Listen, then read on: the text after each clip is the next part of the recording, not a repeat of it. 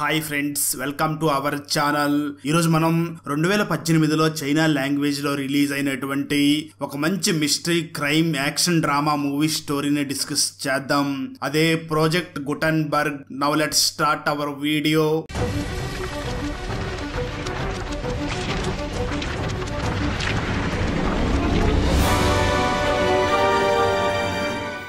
Open చేస్తే లీ man అనే వ్యక్తి జైలు బయట ఎవరికో లెటర్స్ ని పంపిస్తూ ఉంటాడు.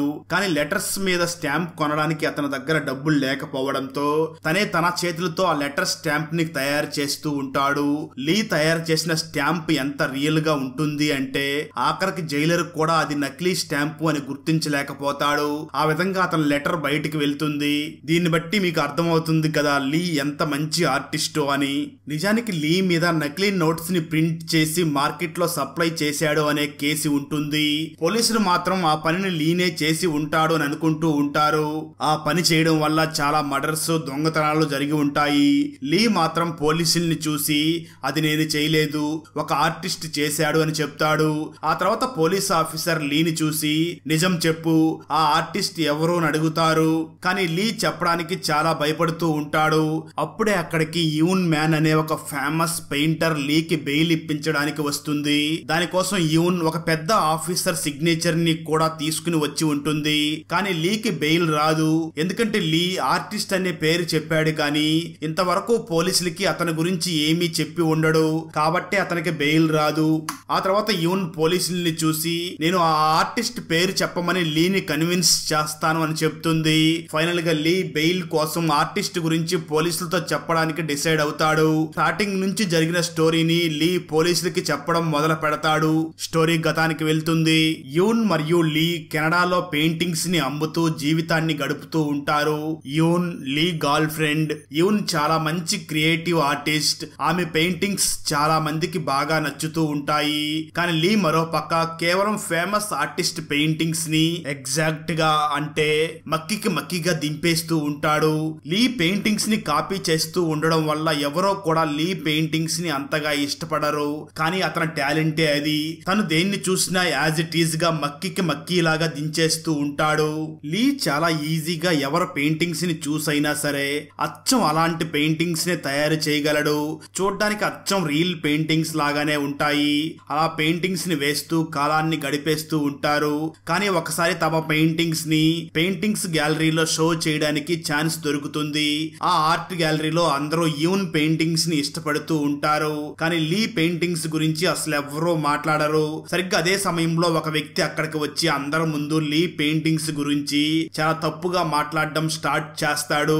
ఈ పెయింటింగ్ వేసిన ఆర్టిస్ట్ పేరు ఒక దొంగ. అతను ఫేమస్ ఆర్టిస్ట్ పెయింటింగ్ ఐడియాస్ ని దొంగలించి పెయింటింగ్ చేస్తాడు అని ఆ వ్యక్తి అందరి ముందు లీ పెయింటింగ్స్ గురించి తప్పుగా మాట్లాడతాడు. ఆ వ్యక్తి మాట్లాడిన మాటలు విన్న యూన్ కి ఆ వ్యక్తి మీద కోపం వస్తుంది. యూన్ ఆ వ్యక్తి మీద నీళ్లు పోసి అక్కడి నుంచి పంపించేస్తుంది. కానీ లీకి అలా చేయడం కరెక్ట్ కాదు అనిపించి వెంటనే పరిగెత్తుకుంటూ ఆ వ్యక్తి వెనకాలకి వెళ్లి యూన్ చేసిన తప్పుని క్షమించమని అడుగుతాడు. దానికి ఆ వ్యక్తి నేను ఇదంతా కావాలనే చేశాను, నీ టాలెంట్ గురించి నాకు బాగా తెలుసు, నువ్వు నాతో కలిసి పని చెయ్యాలని నేను అనుకుంటున్నాను అని చెప్తాడు. అప్పుడు లీ మరియు ఆ వ్యక్తి మధ్య చాలా మాటలు జరుగుతాయి. అలా లీ తను డీటెయిల్డ్ గా పెయింటింగ్స్ ని వేసే దాని గురించి కొన్ని విషయాల్ని ఆ వ్యక్తికి చెప్తాడు. అవి విన్న వెంటనే ఆ వ్యక్తి చాలా ఇంప్రెస్ అయ్యి లీని చూసి తన సీక్రెట్ ప్రాజెక్ట్ లో పని చేయడానికి రమ్మని చెప్తాడు. ఆ వ్యక్తి పేరు సాంగ్. అతనికి ఇంకొక పేరు కూడా ఉంటుంది, అదే ఆర్టిస్ట్. అందరూ అతన్ని ఆర్టిస్ట్ అని కూడా పిలుస్తూ ఉంటారు. ఆ తర్వాత లీ డైరెక్ట్ గా ఆర్ట్ గ్యాలరీలోని తన పెయింటింగ్స్ దగ్గరికి వెళ్తాడు. ఆ తర్వాత యూన్ కళ్ళ ముందే ఆ పెయింటింగ్స్ మొత్తాన్ని కాల్చేస్తాడు. ఎందుకంటే లీ మళ్ళీ అలాంటి పని చెయ్యాలి అని అనుకోడు. కారణం లీ టాలెంట్ ని ఆ ఆర్టిస్ట్ గుర్తించాడు కాబట్టి అలాంటి పని ఇంకా చేయకూడదు అని అనుకుంటాడు. ఆ తర్వాత లీ ఆర్టిస్ట్ అలియాస్ సాంగ్ తో కలిసి కారులో ఎక్కడికో వెళుతూ ఉంటారు. ఒక ప్లేస్ కి వెళ్ళిన తర్వాత ఆర్టిస్ట్ అలియాస్ సాంగ్ లీని చూసి తన ప్లాన్ గురించి మొత్తం చెప్తాడు. నిజానికి ఆ ఆర్టిస్ట్ అలియాస్ సాంగ్ $US ని కాపీ చెయ్యాలి అని అనుకుంటాడు. అంటే నకిలీ నోట్స్ ని ప్రింట్ చెయ్యాలి అని లీకి చెప్తాడు. ఆ మాటలు విన్న లీ చాలా షాక్ అవుతాడు. ఎందుకంటే అది ఇల్లీగల్ పని అని లీ చాలా షాక్ అవుతాడు. కానీ ఆ ఆర్టిస్ట్ మాత్రం లీకి అర్థమయ్యేలాగా చెప్పడానికి ట్రై చేస్తూ ఉంటాడు. మా ఫ్యామిలీ చాలా సంవత్సరాల నుంచి ఈ పని చేస్తున్నాం, ఇంతవరకు పోలీసులకి పట్టుబడలేదు అని చెప్తాడు. ఆ మాటలు విన్న లీ కూడా ఈ పని చేస్తే మనం ఎక్కువ డబ్బుల్ని సంపాదించవచ్చు అని అనుకుంటాడు. అయినప్పటికీ లీ వెంటనే ఆ ఆర్టిస్ట్ ని చూసి నాకు ఆలోచించుకోవడానికి కొంత సమయం కావాలి అని అంటాడు. దాంతో ఆ ఆర్టిస్ట్ లీని వెంటనే మళ్ళీ తన ఇంటి దగ్గర డ్రాప్ చేయడానికి వెళ్తాడు. ఆ సమయంలో లీ ఇంటి దగ్గర లీ గర్ల్ ఫ్రెండ్ అయినటువంటి యూన్ ఉండదు. అంటే యూన్ లీని వదిలిపెట్టి వెళ్లిపోయింది అని లీకి అర్థమవుతుంది.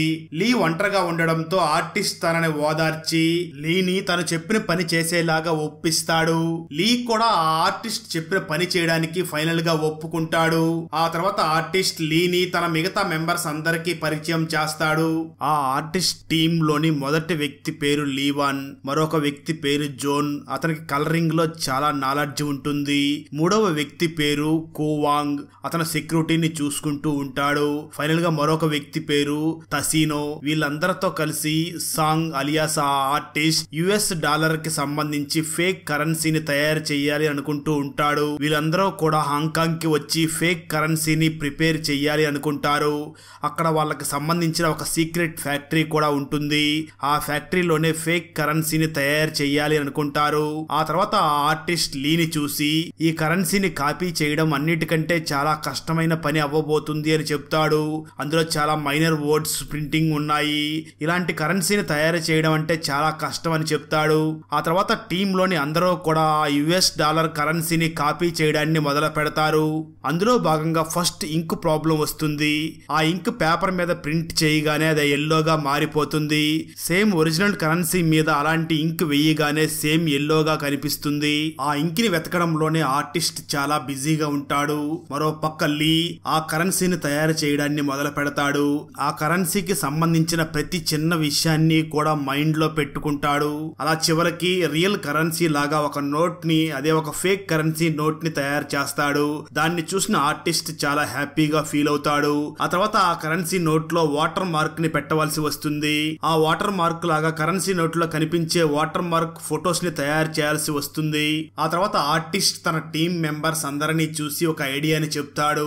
3 ప్రింట్స్ ని తయారు చేసి వాటర్ మార్క్ ప్రింట్ ని మిగిలిన ఆ 2 ప్రింట్స్ మధ్య పెడితే వాటర్ మార్క్ ఎఫెక్ట్ వస్తుంది అని చెప్తాడు. ఆ ఐడియా అందరికీ నచ్చుతుంది.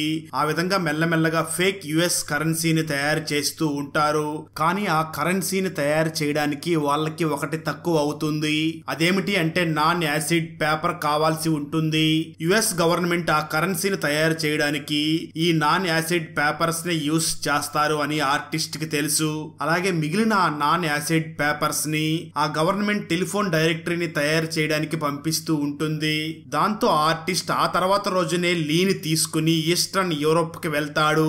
అక్కడ నాన్ యాసిడ్ పేపర్స్ వచ్చే ఫ్యాక్టరీకి ఆ ఆర్టిస్ట్ మరియు లీ వెళ్తారు. ఏదో ఒక విధంగా ఆర్టిస్ట్ చాలా పేపర్ ని ఫేక్ కరెన్సీని తయారు చేయడం కోసం తీసుకుని వెళ్తాడు.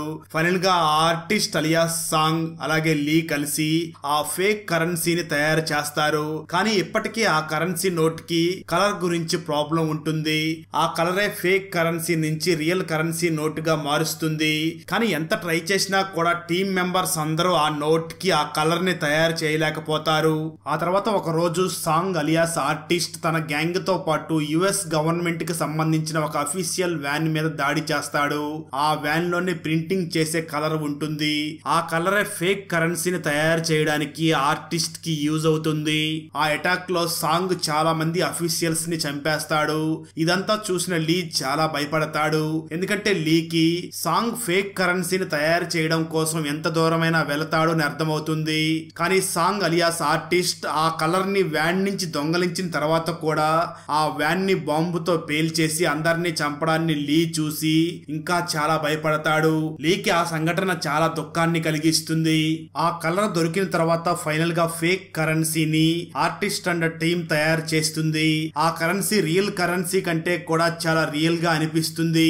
ఆ తర్వాత ఫేక్ కరెన్సీ క్లయింట్ దగ్గరికి వెళ్ళడానికి రెడీగా ఉంటుంది.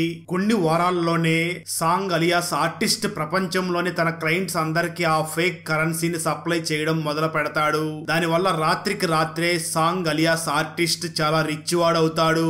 ఆ తర్వాత సాంగ్ ఒక స్పెషల్ క్లయింట్ కి సంబంధించిన డీల్ ని పూర్తి చేయాల్సి ఉంటుంది.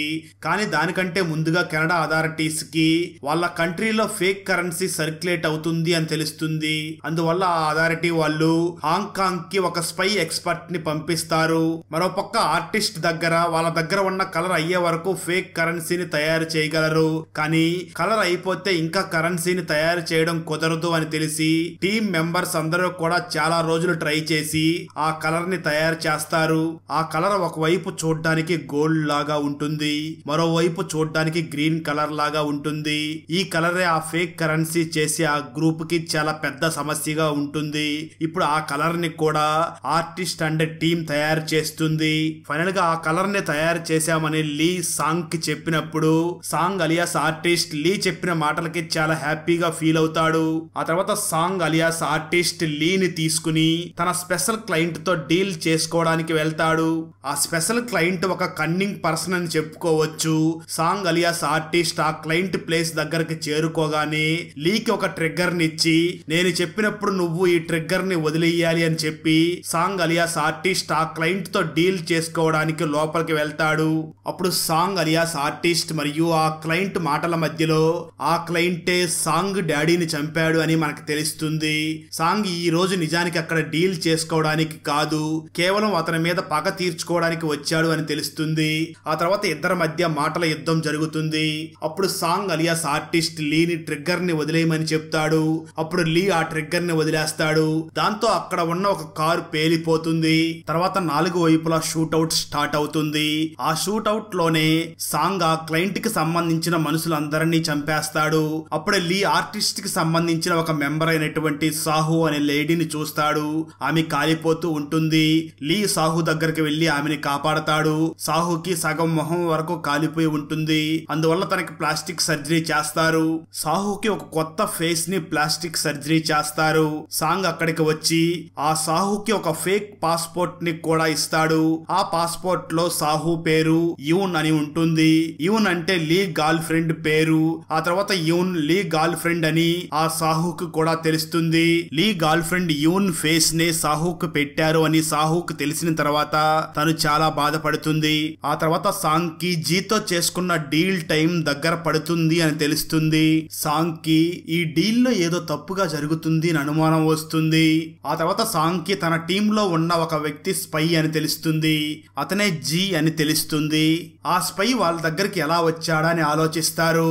ఆ తర్వాత వాళ్ళ టీమ్ మెంబర్ అయినటువంటి జాన్ వాళ్ళు తయారు చేసిన ఫేక్ నోట్స్ ని యూస్ చేసి కెనడాలోని ఒక షాప్ లో ఓల్డ్ చైనీస్ క్లాక్ ని కొన్నాడు అని సాంగ్ కి తెలుస్తుంది.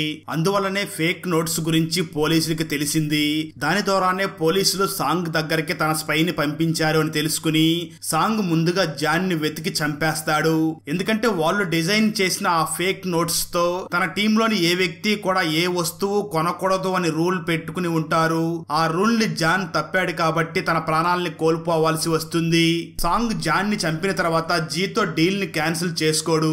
ఎందుకంటే సాంగ్ జీని కూడా చంపాలి అని అనుకుంటాడు. అందువల్లే డీల్ చేసుకోవాల్సిన రోజు సాంగ్ జీ దగ్గరికి వచ్చి మంచి టైం కోసం ఎదురు చూసి జీని కూడా చంపేస్తాడు. ఆ తర్వాత సాంగ్ అందరి ముందుకి లీ గర్ల్ ఫ్రెండ్ అయినటువంటి యూన్ ని ఇంకా తన ఫియాన్సీని తీసుకుని వచ్చి సాంగ్ లీని చూసి యూన్ ఫియాన్సీని చంపమని చెప్తాడు. కానీ లీ అలా చేయకుండా రివర్స్ లో సాంగ్ మీద గన్నును పాయింట్ చేసి గన్నును పేలుస్తాడు. దానివల్ల అక్కడ విచక్షణ రహితంగా కాల్పులు మొదలవుతాయి. ఆ కాల్పుల్లో యూన్ ఫియాన్సీ చనిపోతాడు. ఆ తర్వాత సాహు వెనక నుంచి సాంగ్ గ్యాంగ్ లోని మెంబర్స్ అందరి మీద ఫైరింగ్ చేసి చంపేస్తుంది. అలా పూర్తి టీమ్ మెంబర్స్ అందరూ చనిపోతారు. కేవలం సాంగ్ మాత్రమే బ్రతుకుతాడు. ఆ తర్వాత లీ మరియు సాంగ్ ఎదురెదురుగా ఉంటారు. ఈసారి లీ సాంగ్ ని షూట్ చేసి చంపేస్తాడు. ఈ పూర్తి ఫైరింగ్ తర్వాత అక్కడికి పోలీసులు వస్తున్నారు అని ముందే తెలుసుకున్న సాహు లీని తీసుకుని అక్కడి నుంచి వేరే ప్లేస్ కి వెళ్తుంది. కొన్ని రోజుల తర్వాత లీకి పోలీసులకి సాంగ్ బాడీ దొరకలేదు అని తెలుస్తుంది. అంటే సాంగ్ ఇప్పటికీ బ్రతికే ఉన్నాడు. అలాగే తను లీ మీద పగ కూడా తీర్చుకుంటాడు. సాంగ్ బ్రతికే ఉంటే సాంగ్ వల్ల యూనిక్ కూడా ప్రమాదం అని తెలుసుకుని అందువల్ల లీ యూన్ దగ్గరికి వెళ్ళాలి అని డిసైడ్ అవుతాడు. కానీ ప్రయాణం మధ్యలోనే లీ దగ్గర ఫేక్ కరెన్సీ ఉంది అని పోలీసులకు తెలుస్తుంది. అందువల్ల పోలీసులు లీని అరెస్ట్ చేసి అదుపులోకి తీసుకుంటారు. లీ పోలీసులతో వెళ్లేటప్పుడు రోడ్డు వైపు చూడగా అక్కడ సాంగ్ నిలబడి లీని చూసి నవ్వుతూ ఉంటాడు. అంటే సాంగ్ చావకుండా బ్రతికే ఉన్నాడు. అతను ఖచ్చితంగా యూన్ మీద పగ తీర్చుకుంటాడు అని లీ అనుకుంటాడు. స్టోరీ ప్రజెంట్ కి వస్తుంది. లీ పోలీసులకి జరిగిందంతా చెప్పి ఆర్టిస్ట్ గురించి మొత్తం చెప్తాడు. పోలీస్ ఆఫీసర్స్ దగ్గర లీ చెప్పిన ఆర్టిస్ట్ స్కెచ్ కూడా ఉంటుంది. ఆ తర్వాత లీని వదిలేస్తారు. అలా చాలా రోజులు గడిచిపోతాయి. కానీ ఆర్టిస్ట్ మాత్రం అస్సలు పట్టుబడకుండా ఉంటాడు. కానీ ఒకరోజు పోలీస్ ఆఫీసర్ హోకి ఆర్టిస్ట్ పోలికలతో ఉండే ఒక వ్యక్తి కనిపిస్తాడు. ఆ వ్యక్తి కూడా ఒక ఆఫీసర్. ఏదో ఒక విధంగా ఆ ఆఫీసర్ ని పోలీసులు పట్టుకుంటారు. ఆ తర్వాత ఈ ఆఫీసరే సాంగ్ అంటే ఆర్టిస్ట్ అనుకుంటారు పోలీసులు. కానీ ఆ ఆఫీసర్ మాత్రం నేను కేవలం ఒక పోలీస్ ఆఫీసర్ ని, మీరు కావాలంటే వెరిఫై కూడా చేసుకోండి అని చెప్తాడు. ఆ తర్వాత పోలీసులు వెరిఫై చేయగా అతను నిజంగానే ఒక పోలీస్ ఆఫీసర్ అని తెలుస్తుంది. కానీ లీ మాత్రం అతని ఫేస్ గురించే గుర్తులు చెప్పి ఉంటారు. ఎందుకు ఇలా చెప్పాడా అని పోలీసులు ఆలోచిస్తారు. అప్పుడే మూవీలో మెయిన్ ట్విస్ట్ రివీల్ అవుతుంది. నిజానికి ఆర్టిస్ట్ అలియాస్ సాంగ్ అనే వ్యక్తి లేనే లేడు. ఇదంతా కేవలం లీ తయారు చేసిన ఒక ప్లాన్ మాత్రమే. లీనే ఫేక్ కరెన్సీని తయారు చేయాలి అని ప్లాన్ వేసి ఉంటాడు. లీ తన ఫేక్ కరెన్సీని ప్రపంచం మొత్తం సప్లై చేస్తాడు. ఎంతమంది ఆ కరెన్సీ ప్రిపరేషన్ లో భాగంగా చనిపోయారో వాళ్ళందరినీ లీనే చంపేసి ఉంటాడు. ఆర్టిస్ట్ అని ఆ పోలీస్ ఆఫీసర్ ఫేస్ గురించి లీ కావాలనే పోలీసులకి చెప్పి ఉంటాడు. ఎందుకంటే ఆ ఆఫీసరే లీని ఎయిర్పోర్ట్ లో అరెస్ట్ చేసి జైలుకి తీసుకుని వచ్చి ఉంటాడు. అందువల్ల లీ ఆ పోలీస్ ఆఫీసర్ ఫేస్ గురించి అతనే ఆర్టిస్ట్ అన్నట్లుగా పోలీసులకి చెప్తాడు. పోలీసులు ఇదంతా తెలుసుకుని మళ్ళీ లీని పట్టుకోవడానికి వెళ్తారు.